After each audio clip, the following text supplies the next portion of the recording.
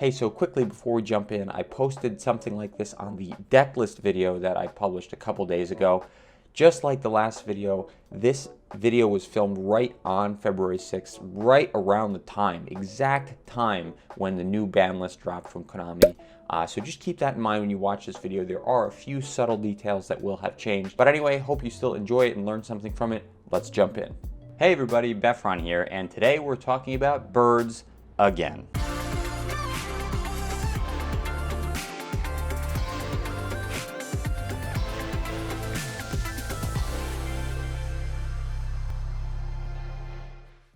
As I said, we are going to be talking about birds again, specifically Floowandereeze. In a previous video, I did a deck list review of my Floowandereeze deck, but here I have the 12 main cards that you'll need to play in Floowandereeze.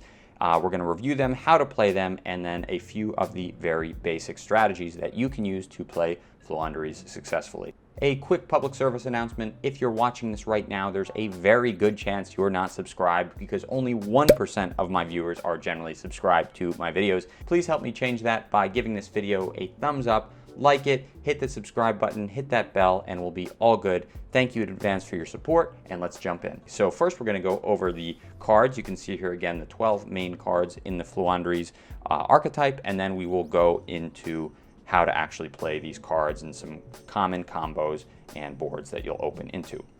So the first set of cards you need to know are the level 1 Floowandereeze cards, and these are basically all of your starters. So all of the Floowandereeze cards have basically the first effect, the last effect here, and then a somewhat different middle effect. So the first effect reads, if this face-up card would leave the field, banish it instead. All the Floowandereeze level 1 monsters have that effect. They also have the last effect down here that says if a wing beast monster is normal summoned to your field while this card is banished, you can add this card to your hand. So a good way to recur it from your banish zone, play your wing beast monster, and it comes back to your hand. All the Floowandereeze level 1 monsters have those two effects exactly. The middle effect is something that differs a little bit. It says do something, and then if you do, normal summon after this card. So when this level 1 monster is normal summoned, do some action, and if you are successfully able to complete that action, you can normal summon again. And that's really the theme of all the Floowandereeze cards. You do something, and then you normal summon again. There is no special summoning in Floowandereeze whatsoever. You normal summon, you do some action, and then you normal summon again.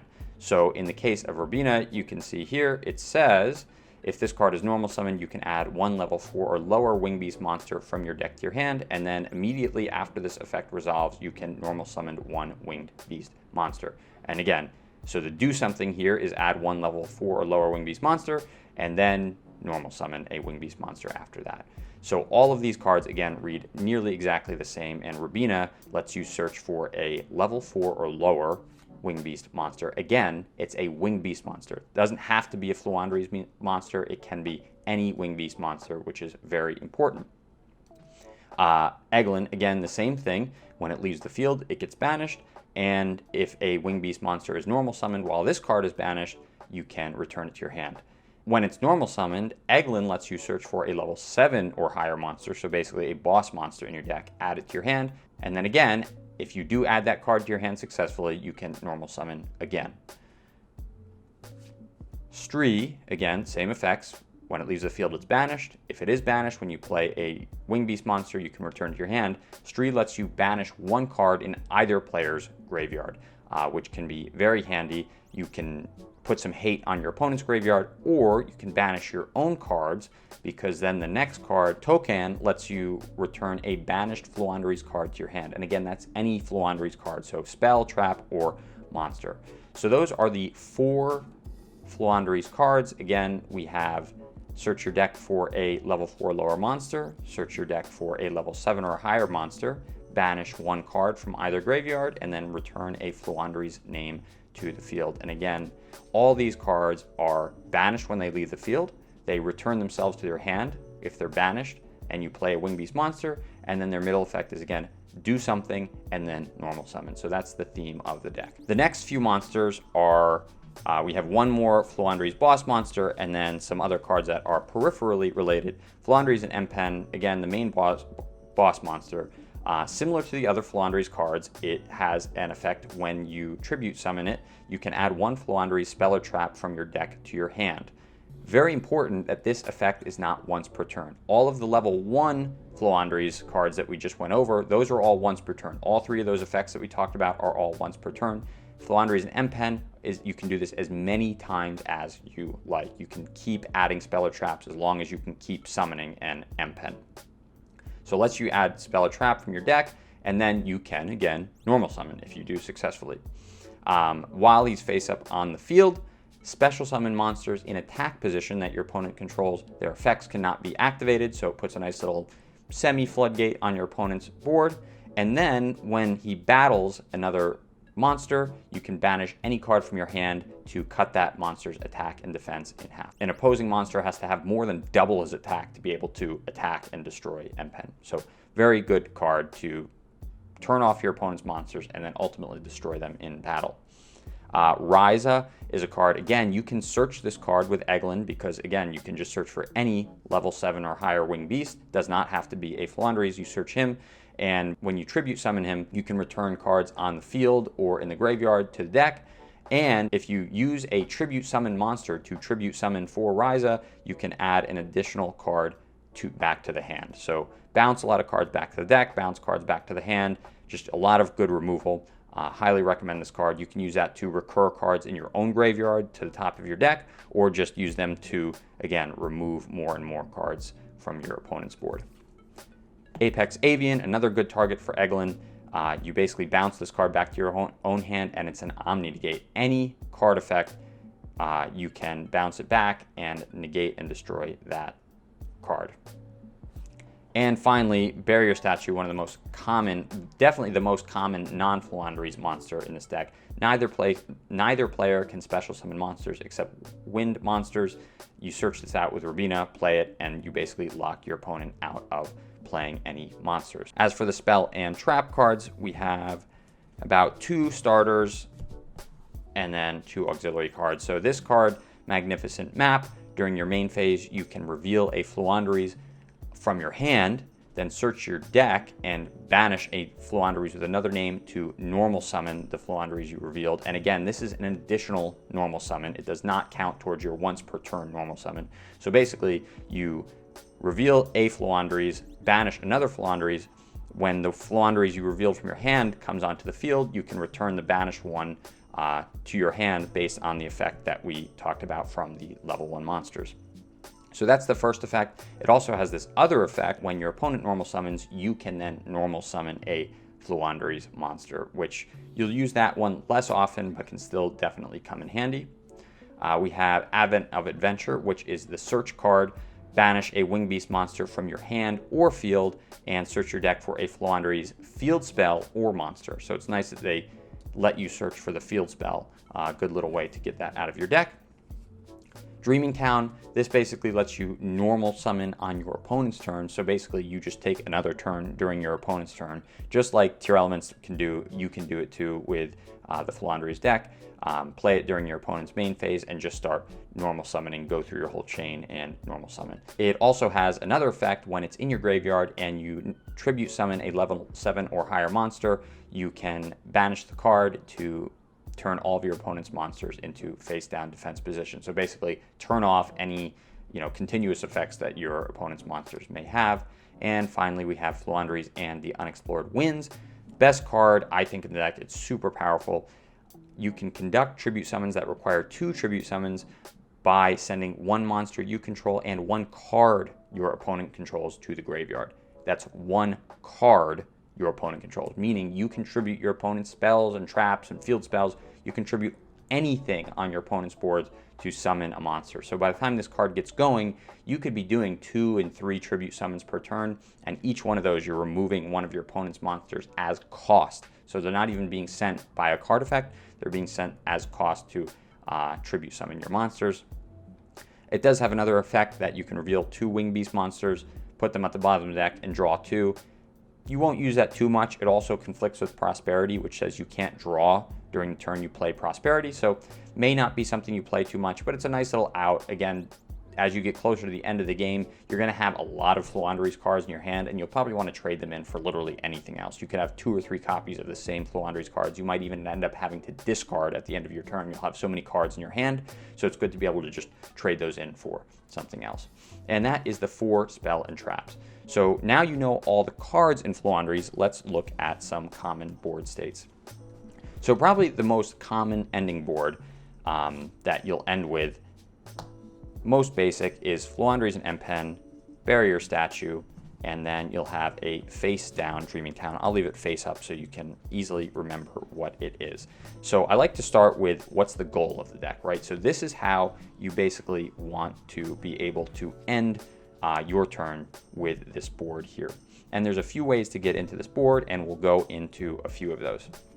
So I'll move this away just for a second, and let's say you start with a Rubina and an Eglin in your hand. So that'll be, again, only a 2-card starter. You can end up with that board. So first thing you would do is you would play Rubina. If it goes through, if your opponent doesn't have any negates to it, you'll search your deck for a level 4 or lower monster, and that will be Barrier Statue. So put this in your hand. When you search, you're able to normal summon again. You're going to play Eglin. Eglin lets you search for a level 7 or higher monster, and that's going to be M-Pen. Of course, you'll have your entire deck here, but I'm just using the cards that are relevant to this game as my deck. Then, once those are out, you can tribute both Floowandereeze and Rubina for M-Pen. And then you'll pick Rubina to bring back to your hand as Chainlink 2, and Chainlink 1, you're going to search for a spell or trap, and I'll get into the ordering of that Chainlink in just a minute. But for now, Chainlink 1, you're going to search for a spell or trap, and Chainlink 2, you're going to take back Rubina. So Chainlink 2, Rubina, again, that's by Rubina's own effect. It says, if a Wing Beast monster is normal summoned to the field while this card is banished, you can add it to your hand. So again, I normal summon the M-Pen, this was banished. By its own effect, again, they get banished whenever they leave the field. So normal summoning M-Pen triggers Rubina, comes back to my hand, and now I'm going to search my deck for a spell or trap, which will be Dreaming Town. When I search my deck for that spell or trap, I can normal summon by M-Pen's effect. I'll normal summon the Barrier Statue of the Stormwinds. I'll then set my Floowandereeze and Dreaming Town, and that is basically my turn. So Floowandereeze and M-Pen will turn off all your opponent's activated card effects from their special summoned attack position monsters. Barrier Statue of the Stormwind will prevent them from special summoning any non-win monsters, and then this will let me play again, basically, during their turn, and I have a Rubina in my hand to do exactly that. So, a lot of floodgates, a lot of making it hard for your opponent to do anything. We'll talk now about their turn. So you've already played this. Your opponent will go into their turn, and the most common strategy is to normal summon a monster and attack into the Barrier Statue and Stormwind. So that's the most common strategy. If they remove this, the idea is that then they can go in during main phase 2 and special summon whatever they want and build up their board. So when your opponent normal summons that monster that's going to attack Barrier Statue of the Stormwinds and destroy it, you would flip your Floowandereeze and Dreaming Town and play Rubina. Chainlink 1, you're going to do your search, and Chainlink 2, you're going to return Eglin to your hand. So Chainlink 2, Eglin comes back. Again, that's from its own effect that says when a Wing Beast monster is normal summoned, you can return it to your hand from the banished zone. And then Chainlink 1, Rubina, I would probably here search for the Stree, which will again let you banish a card from a graveyard from play, which will feed into token that we can then search for later. Anyway, after Rubina resolves, you can then play Eglin. Eglin, you can search for Ryza. And then you can do your normal summon, which will let you tribute those two for Ryza. And then when you tribute that, you can choose to return optionally one of these cards, but more importantly, you can target one card on the field and in the graveyard to return to the top of the deck. You'll target the opponent's monster that's in attack position to return to the top of the deck. And then if you want to return any other cards in the graveyard, you can do that too. You will have Dreaming Town in the graveyard at this point. I should have moved that over. You could either target it or you could use its book effect to banish it and turn your opponent's monsters face down, but you probably won't need to do that because, again, you're going to return that only monster to their hand, and that'll probably be their turn. Again, they already did their normal summon in an attempt to try to destroy this barrier statue. When they did that normal summon, you just return it to the hand. So they'll maybe set a few back row cards, but they're pretty well locked out. So that's probably the most common play in this deck. Again, you start off with these two on the end of your turn, and then when they make an attempt to try to remove your barrier statue to go back into their special summons, you're going to play right into Ryza and remove that one card. So definitely the most common play. What you'll then be able to do down here with your hands as you continue and build your engine, again, you'll play Rabina, again, most likely from getting it back from your banish zone, and then you'll search for Tokan, and then you can continuously cycle your Floowandereeze cards. So for instance, M-Pen does not have the effect that when he's banished, you can return him to your hand, but what you can do is play Stree while M-Pen is in your graveyard, target the M-Pen to banish it from Stree's effect, and then you'll play Tokan later on, targeting the banished M-Pen and return it to your hand. So again, Stree lets you banish from a graveyard, Tokan lets you take back a Floowandereeze name from your banish zone back to your hand. So that's basically how that continues. And you want to just keep that barrier statue out there as long as you can. You want to keep playing your engine during your turn as much as you want. Again, you have a second Dreaming Town in your deck to search for that. You can, again, also use Tokan to return Dreaming Town to your hand. And you basically just want to keep that engine going. You want to keep playing your Floowandereeze names. You want to keep playing Dreaming Town so that you can play both on your turn and your opponent's turn, and keep that lock going around a barrier statue of the Stormwinds. So that's really the main basic combo. The other thing to note is really just around chain blocking and preventing your effects from getting negated. So again, there was one point there where I pointed out that you need to chainlink 1, do your search, chainlink 2, return the banish card. So let's say I already had Eglin banished and you play your Rabina in an attempt to search. You always want to do chainlink 1 Rabina and chainlink 2 Eglin. That way you cannot get Ash Blossomed on the Rabina because they'll basically miss timing, right? Unless Rabina effect is the last thing to happen on the chain, they can't use Ash Blossom because, again, it's Rabina chainlink 1, Eglin chainlink 2. They cannot Ash the Rabina. Another thing you'll want to be able to prevent is things like Infinite Impermanence negating this, or Effect Veiler, which does come up, and that's why it's so great to have this card, Advent of Adventure, as a quick play spell card. If they do happen to imperm this, you can use Advent of Adventure to banish the Rabina.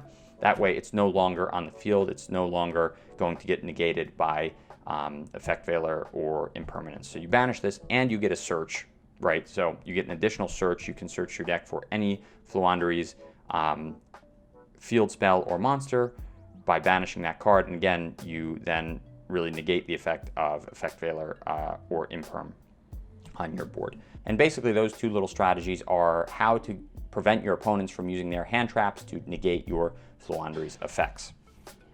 A couple other cards, again, that we can go over how to use them is Magnificent Map. So again, if I look back at the starting hand where I just had Rabina and Eglin, another option would just be to have Rabina and Map, which is actually a little more flexible in some ways. So basically, if these were the two cards in your hand, you could basically do the same thing. You say, I'm going to play Map. Again, Map says you reveal a Floowandereeze name in your hand, and then search your deck and banish a Floowandereeze with another name, and then you can normal summon the one in your hand. So you normal summon Rabina, chainlink 1 to search your deck for a level 4 or lower name, chainlink 2, return to your hand. So again, Eglin comes back to the hand, and then I would search my deck for a barrier statue, and then from there, the sequence is entirely the same. Once that resolves, I'll play Eglin, I'll search for M-Pen again, I will tribute these two for the M-Pen, and then once M-Pen resolves, I will play out my barrier statue and Stormwinds. So again, same result. I'll have this in my hand from the M-Pen, and I'll play that face down. And so that's, again, just multiple ways to get to the same board. basically, again, having Magnificent Map is a slightly more flexible card because it lets you search your deck for any Floowandereeze name and banish it, and then by banishing it, it plays right into the effect of Floowandereeze. The only card that we really haven't talked about is Unexplored Winds and Apex Avian. Again, this card just makes you win more. Once you already have your engine going and you're playing M-Pen over and over again every turn, you can use Unexplored Winds to be able to tribute your opponent's cards on the field. So you can basically be pulling off, if you have multiple M-Pen in your hand, again, his effects are not once per turn. You can use his effect as many times as you want per turn. You can basically keep playing an M-Pen, tributing your opponent's cards and the other M-Pen, and basically board wipe your opponent just by tribute summoning. So really good card. And then Apex Avian. This is just a card that if you've already played Ryza, if you don't need to search for M-Pen, just get Apex Avian out on the board to be able to omni-negate your opponent's cards. Anyway, that's the end of my tutorial for some common Floowandereeze playlines and combos. If you like what you see, please don't forget to like and subscribe. Also, leave a comment down below if you'd like to see more detail about Floowandereeze combos and what is your opinion on Floowandereeze and how do you play it. Anyway, thanks again for watching and hope to see you next time.